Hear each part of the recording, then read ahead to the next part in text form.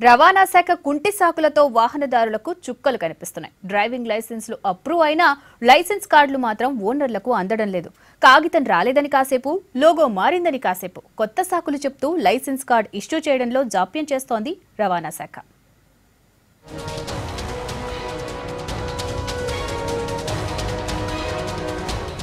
కొత్త వాహనాల registration, driving లైసెన్స్ల జారీ లేట్ అవుతోంది.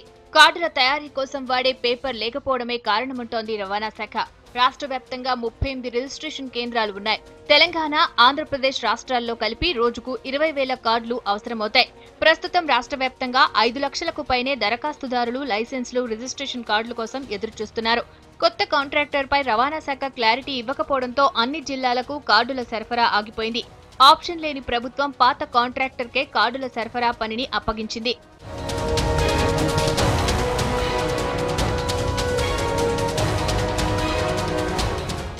జిల్లాలో రోజుకు 800 లైసెన్స్, రిజిస్ట్రేషన్ తయారీ పేపర్లు అవసరమవుతాయి. అంటే నెల రోజులకు 20,000 కార్డులు అవసరం. కానీ కాంట్రాక్టర్ వారానికి 3,000 కార్డులు మాత్రమే సరఫరా చేస్తున్నారు.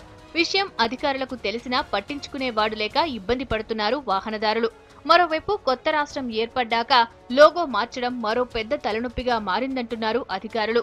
అందుకే లైసెన్స్ల జారీ లేట్ అవుతుందంటున్నారు.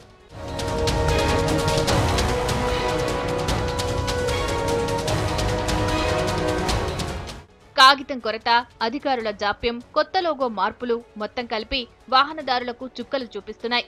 నెలలు గడుస్తున్నా లైసెన్సులు చేతికి రాకపోవడంతో పోలీసులకు చలానా కట్టలేక వాహనాలు ఇంట్లోనే పెడుతున్నామంటున్నారు వెహికల్ ఓనర్స్.